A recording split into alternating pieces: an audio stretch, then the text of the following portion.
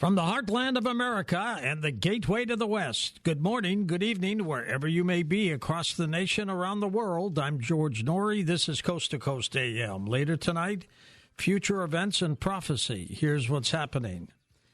Mediator, the country of Qatar, says a truce between Israel and Hamas forces in Gaza has been extended by 2 more days, continuing a pause in 7 weeks of warfare that has killed thousands and laid waste to the Palestinian enclave as well. So a delay is good. Pope Francis has issued a health update on himself, relying on another priest to speak for him after the Vatican admitted he was suffering from a mild flu. The head of the Catholic Church has said he has a lung inflammation, but still plans to fly on to Dubai this week for a climate conference nonetheless. Hope he's okay. CBS Late Show will be an unplanned post-Thanksgiving hiatus for host Stephen Colbert. He is recovering after surgery for a ruptured appendix. Colbert shared the news on Instagram. Diabetes and obesity are rising among young children in the United States, an alarming development that put them at higher risk for heart disease, according to a study of 13,000 people between 20 and 44 years old. That Google account that you haven't checked in years might be getting wiped out this week. Beginning Friday, Google is moving ahead with its plan to delete accounts that have been inactive for at least 2 years. Let's check in with our expert on the Internet, Lauren Weinstein. Lauren, why are they cleaning these out?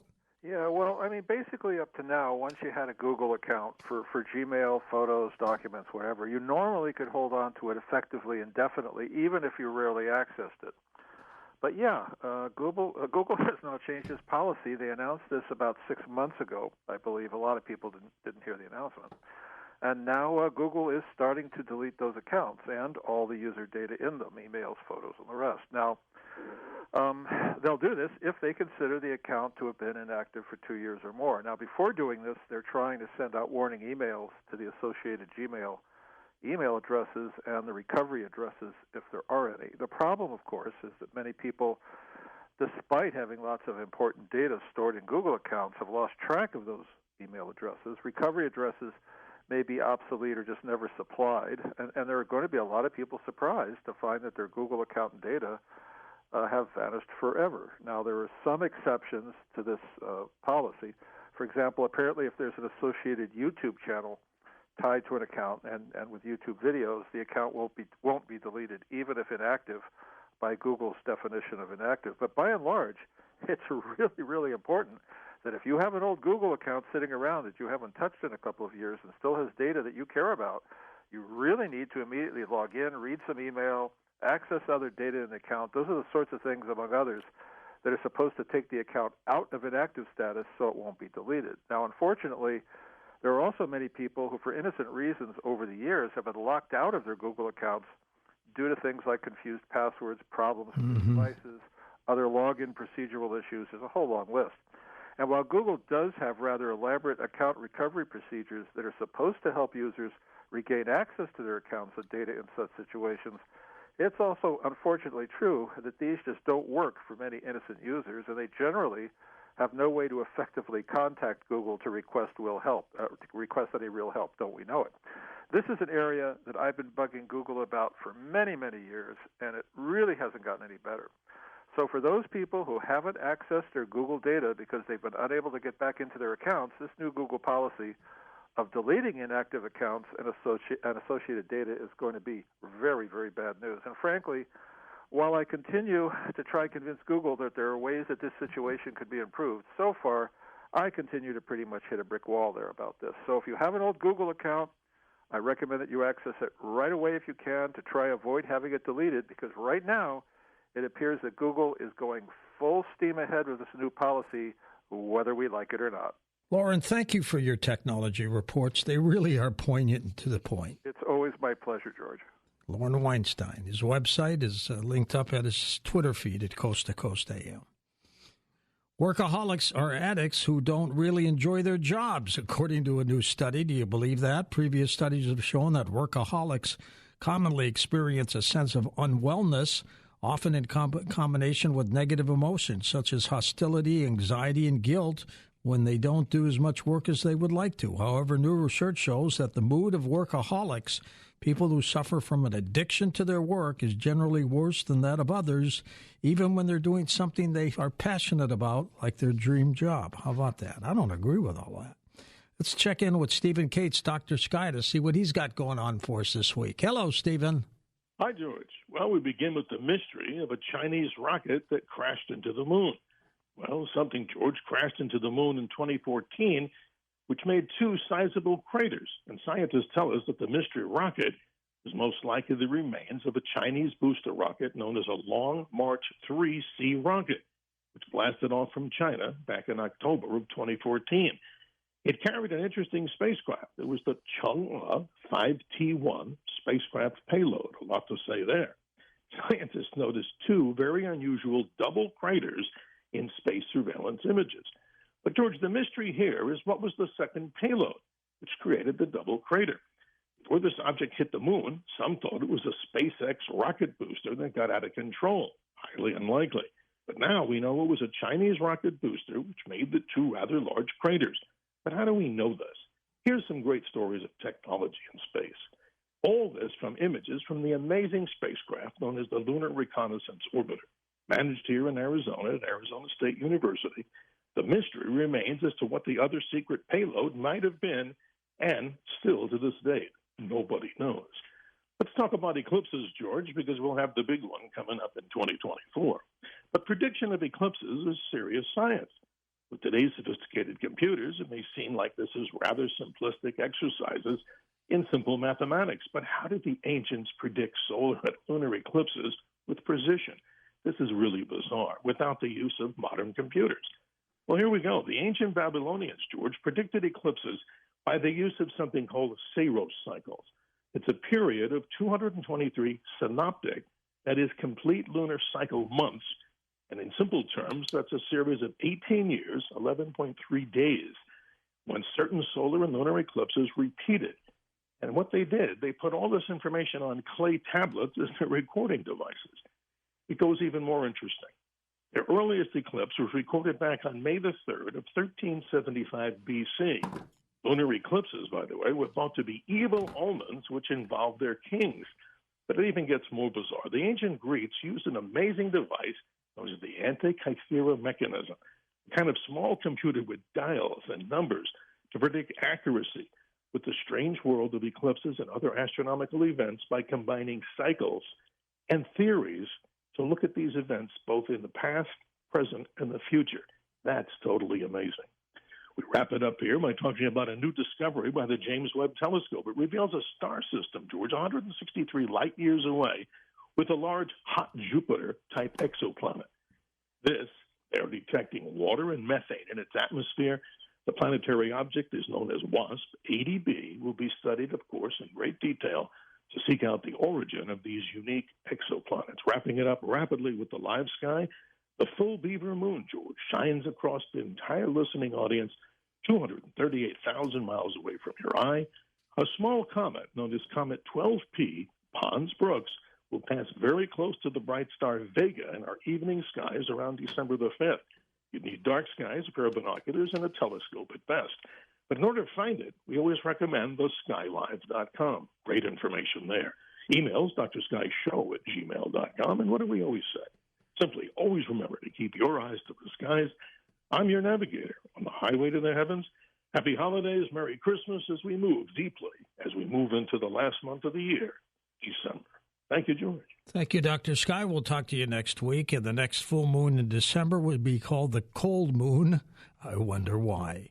In a moment, Gregg Braden back with us. His latest work is called The Wisdom Codes, and he's next on Coast to Coast AM. And welcome back. George Norrie with Gregg Braden back with us, New York Times bestselling author, scientist, and pioneer in the emerging paradigm, bridging science, social policy, and human potential. From 79 to 91, Gregg worked as a problem solver during times of crisis for Fortune 500 companies and continues problem solving today. His latest work is called The Wisdom Codes, Ancient Words to Rewire Our Brains and Heal Our Hearts. Gregg, always a pleasure having you on the show, my friend. How have you been? George, I am thrilled to be with you. I'm thrilled to be with our global audience. I am coming to you from our little studio outside of Santa Fe, New Mexico tonight, and it's cold here, George. It's a cold, clear night. I have been traveling a lot and watching the craziness of this world unfold through many different eyes and different cultures.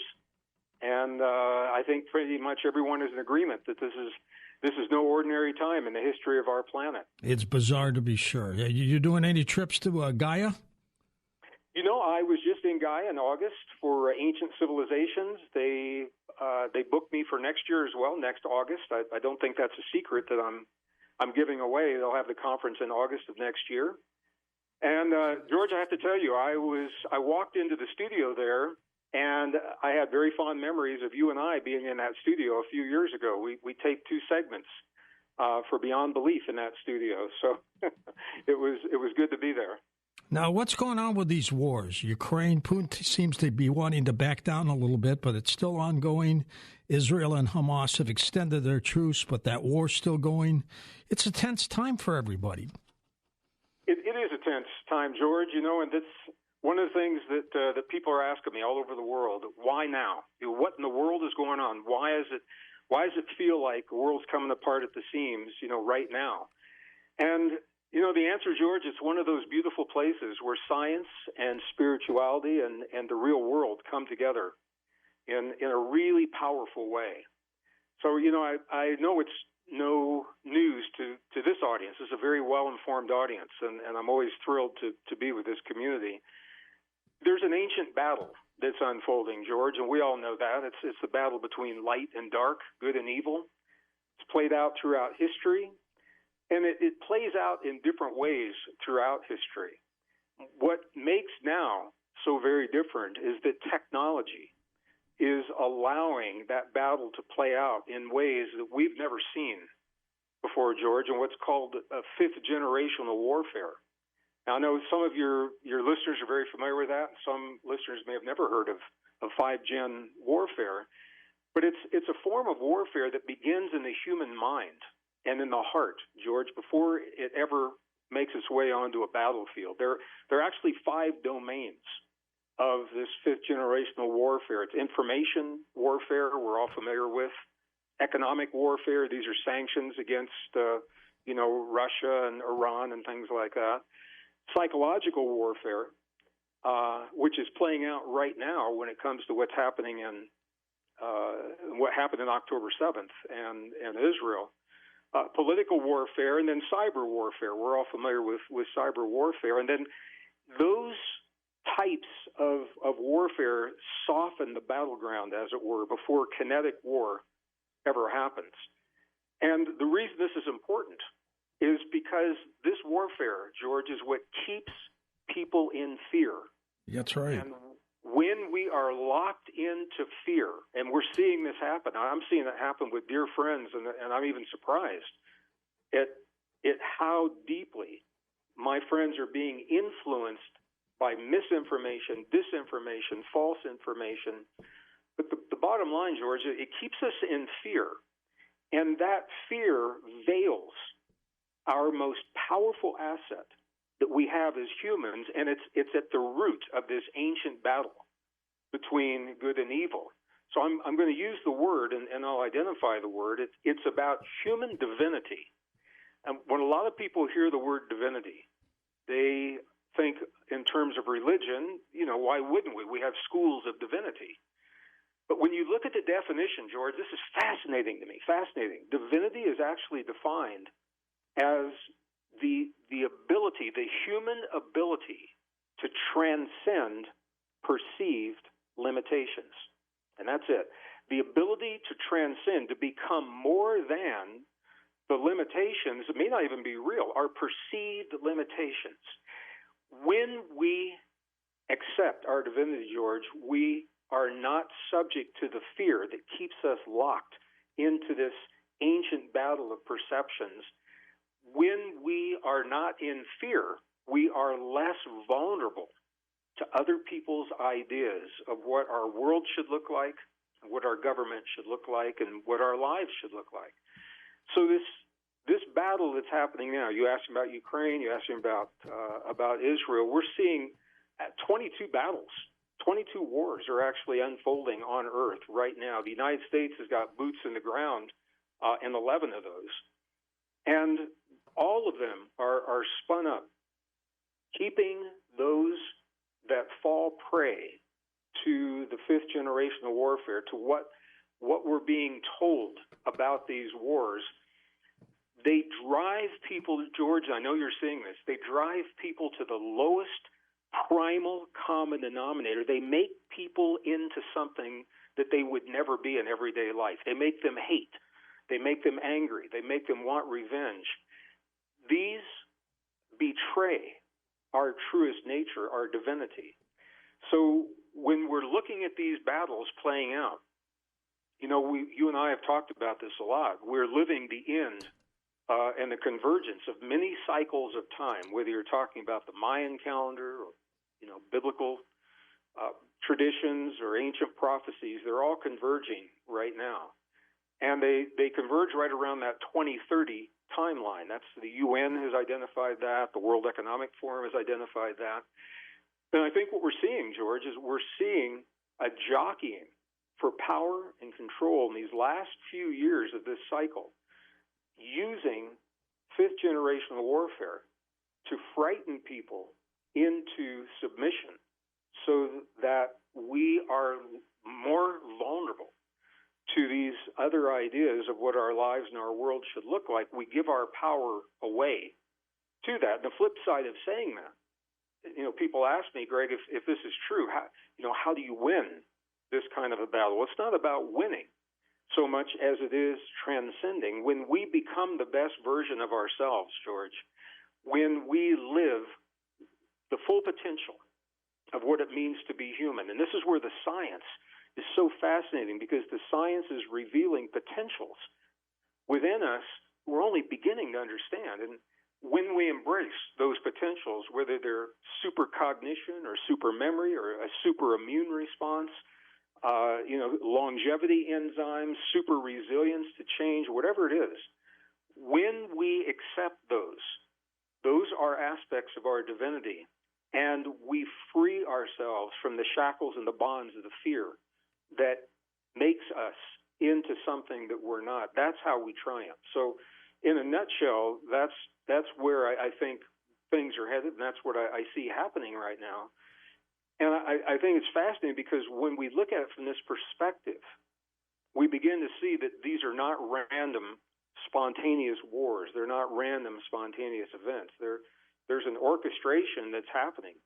And as we see this unfold, then it becomes a choice, George, as to whether or not we succumb to the fear and whether or not we allow that misinformation and the disinformation to make us into something that we're not, to force us to betray our very nature. Does that make sense? It doesn't, Greg. It always seems that good eventually beats out over evil. Eventually. Is that a pretty good observation? Well, I think it does, George. And, this is, like I said, when there's so many places we can go with this, and it doesn't have to be a religious bent, per se. A lot of people will see it that way. But we know that there are fundamental forces. We live in a polarity world. So there are fundamental forces of light and dark expressed as good and evil. And then there are pawns that support these that don't even know they're supporting it, John. George, I've worked for organizations where really good people were supporting really bad policies. So not everyone necessarily is aware of the hierarchy of the battles that are unfolding. There's a battle for our planet. As a geologist, what I can tell you is this. If I did a little experiment in January of this year and of 2023, and I took all the parameters from the United Nations and the World Economic Forum for Earth, carbon dioxide goals, temperature goals, all the things that they're driving for, and I ran a little computer model to see what Earth would look like rather than arguing about the goals. What if we actually achieve those goals? What would they look like? And I was amazed, George, because if we were to achieve those goals, the last time we saw them was during the Pleistocene era in geologic time, when the Earth was about 10 degrees cooler than it is now. About a third of the planet was covered in ice. That was way back, Greg, way back. We're going to take a short break. We'll come back and chat more with Gregg Braden on Coast to Coast AM. And welcome back, George Noory, along with Gregg Braden. Gregg's website is his name, linked up at coasttocoastam.com. Gregg, before the break, you were talking about a historical period of time. How significant was that? Well, we were talking about the Pleistocene era. If we were to meet all of the climate goals, that's where Earth would be, and the bottom line is not good for us. So we have to say, who's it good for? Why the push to create a planet that does not support life as we know it today? And that's just an example, George. There are battles within battles, battles for our thoughts, our beliefs, battles for our bodies. And, people say, well, isn't it really about money or about oil? And on one level, there are people that benefit from that. But ultimately, what we're looking at, these are engineered conflicts in the world around us and in the world within us, designed to keep us in fear so that we do not realize the potential within us, George, and what we call our divinity. And some people ask me, when they hear the word divinity, they think it couldn't possibly apply to them. We all have access to our divinity. It is the timeless, ageless part of ourselves that is direct knowing. Let me just give you an example. I had the opportunity to go to the Grammy Awards in New York a couple of years ago. Actually, the only year that it was ever held in New York. And I had the chance to talk to some just amazing musicians. And I would ask them all the same question, George. I'd say, where did that amazing piece of music that you just got awarded for, where did that come from? Or where did the words to that song come from? And every one of them, George, to a T, every one of them said, it didn't come from me, it came through me. It comes from a part of ourselves that is not locked into the physical body on the one hand, yet we use the physical body to access it, the neurons and the cell membranes that access this fundamental part of all of us. And when we embrace the deep truth of this part of ourselves, George, we won't live in fear, and we can't be intimidated to make the kinds of choices that are stealing our freedoms and stealing our sovereignty from our bodies and from our nations today. So this is why this battle, the battle at the bottom of all battles, it's a battle for our very humanness. We're the prize, and our divinity is what empowers us. And when we see the kinds of information, and October 7th is the most recent perfect example. Look at how the information is dividing people in the same household, under the same roof at the dinner table, and our friends and our community and our society and our nation and our planet, because people are being driven by the information that they believe is true in what's called their information silo. The information that's directed to them through the social media algorithms. Which may or not be true, right? Well, that's the whole point. Some of it is misinformation. Some of it's disinformation. Some of it, the photographs, there are war photographs that are real war photographs, but they're not from this war. They're the horrors of another war. Yet people, and especially a lot of young people that have never seen anything like this, they believe everything that they see. So our social bonds are being broken, George. And we saw this. It began with right around 2011 with the Occupy movement, the rich against the poor. That's an important conversation. We need to have it. Yet it was weaponized to divide us rather than used to bring us together in a healthy way. And then the same thing happened with men against women, blacks against whites, Christians against Muslims, Jews against Muslims. Now the line between male and female is being blurred, and the line between adult and child is being blurred. All important conversations that could bring us together as a society if we address them in a healthy way. Yet they are being weaponized to drive us apart. And sadly, it's working to a degree that surprises me.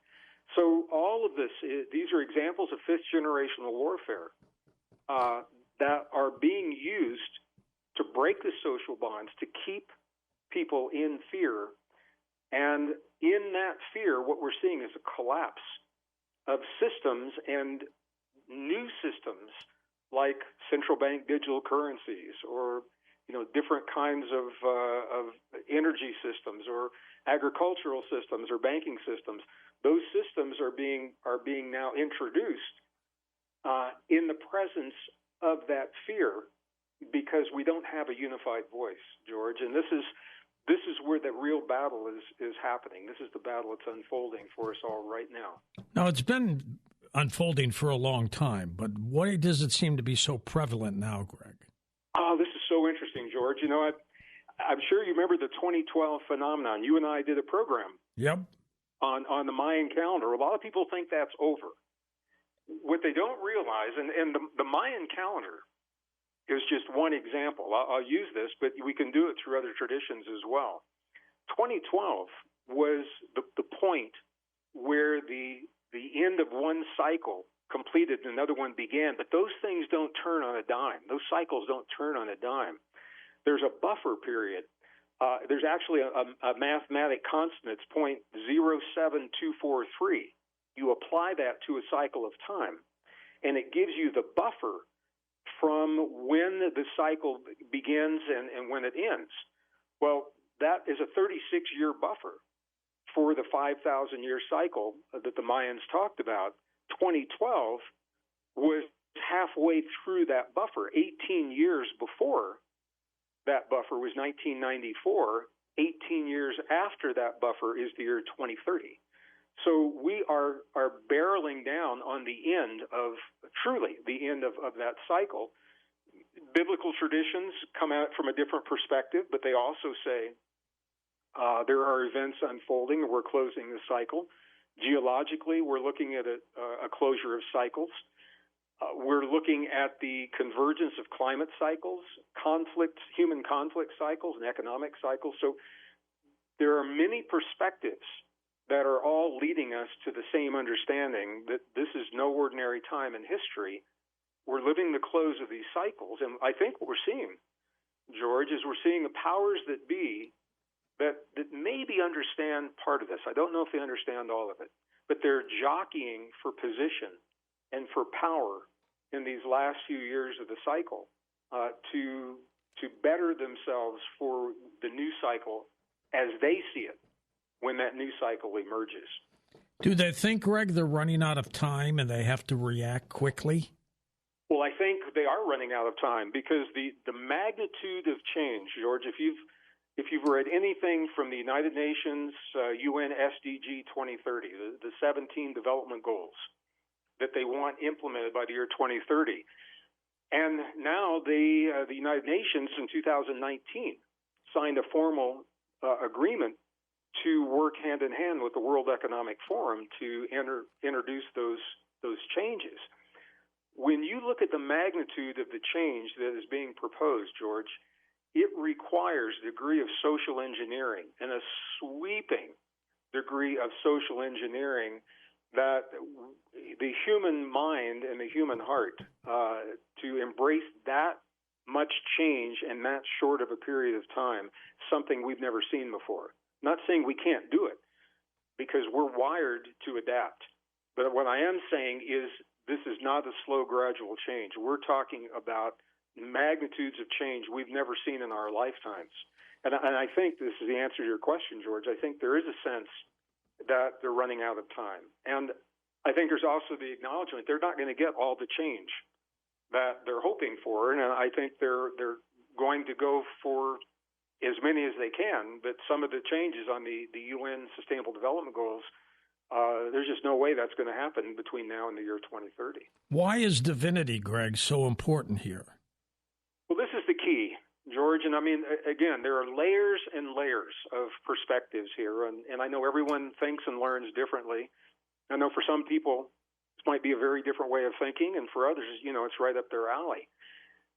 Ultimately, our divinity is the highest expression of our humanness, George. The way that we transcend this darkness that we see on the planet today is by living the best version of ourselves, by embracing the deep truth and the fullest expression of our humanness.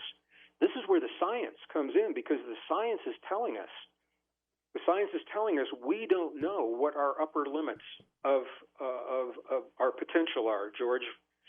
For example, the proposals to implant computer chips in the human brain. Right. The FDA approved the first ones. Recently, a lot of young people think that sounds like a really good deal. What they don't realize is that when we begin to replace our natural biology with synthetics, our human abilities begin to atrophy, and pretty soon we lose the abilities that we have had that have given us our uniqueness. Young people, I was just with a group in Switzerland 2 weeks ago, and the young people there just believe that the computers are the savior. Here's what they don't get, George. Computer chips, are they fast? Absolutely. Are they efficient? Absolutely. But here's the thing. A computer chip is limited in function by the physics of the stuff that it's made of. And hackable. And exactly. And once it reaches those limits, can go no further. Here's the mind blower. We do not yet know the upper limits of the capacity of a human neuron. And here's the reason. Every time we push our neurons and our neural networks to what we think is a limit, we adapt to that limit, and then we go beyond that limit in a way that a computer chip can't do. We are literally a highly advanced, technologically sophisticated, soft technology, neurons, cell membranes, and this is all part of our divinity, George. So the movement to replace our bodies with chemicals in our blood, with computer chips in the brain and sensors under the skin, the ultimate impact of that is it veils us from our divine nature. And when we embrace the potential that the science is showing us is there for all of us, interestingly, we feel less compelled to embrace these technologies, to bring them into our bodies, because we learn that there's so much more to us that we're only beginning to understand. So our divinity, once again, it's our ability to transcend perceived limits. That's all it is. When we embrace those natural abilities, those extraordinary potentials, we enter into the change in the world with less fear. We have less to be afraid of because we understand ourselves and we trust ourselves and we know ourselves in a way that gives us the confidence to move forward, George, rather than the fear, making the changes out of the fear of what happens if we don't. Are we better off now than we were 25 years ago, Gregg? I think we are, George. I think there is an awakening that I see all over the world. I was just in South America, in the Andes of southern Peru and near Bolivia. I've been all over Western Europe. I was in Israel. I was in the Middle East. We take groups over there usually in the fall. And it's not just America, and it's not just, the West. This is a global phenomenon, George. People recognize something is different. They recognize that there's no going back. We can't go back to a world that no longer exists. There's an openness to embrace new ideas based on rock-solid science. If we can give people a reason to embrace their divinity, to embrace a super immune system, to embrace longevity enzymes, super memory, super learning, super cognition, those are all aspects of our divinity. When we do that, then we begin to look at the world with a confidence that allows us to move forward rather than the fear of losing what is familiar without knowing what comes next. And there's a huge difference between making a choice from the love of what we know is possible rather than the fear of what happens if we don't make those choices. Right now, fifth generational warfare is driving that fear. And we're seeing it in our friends and family all around us. So that's why I wanted to have this conversation tonight. Gregg, your book, The Wisdom Codes, is still available? It is available. It's available in paperback. And, George, it was a very healing book for me to read after 40 years of being with indigenous traditions, as different as they were from one another. What I recognized was that these ancient traditions always turned to words to comfort them in times of need. There were prayers or mantras or phrases that they would use, and I collected those and put those together in that book. We're going to take calls next hour with Gregg Braden. Gregg, since you've been doing this a long, long time, have you ever seen a time where people were so confused? George, this is the 41st year that I've done this work in one form or another, and I was just asked recently when I was going to retire. I can't wrap my mind around that concept. No, me either. Good for you. Good for you. I was thinking about it during the Mayan calendar date, and I got to the date too quickly and went, nah, I'll just keep going. George, we have seen so much potential in this world. I can't imagine leaving the world without seeing how it all turns out. It's exciting. I want to be here. I want to see all the good things that are going to happen. We've worked so hard as a species and as a community. Let's see the good stuff. Let's bring on the good stuff. We got a lot to see. Gregg, we're going to come back and take calls with you in just a moment on Coast to Coast AM.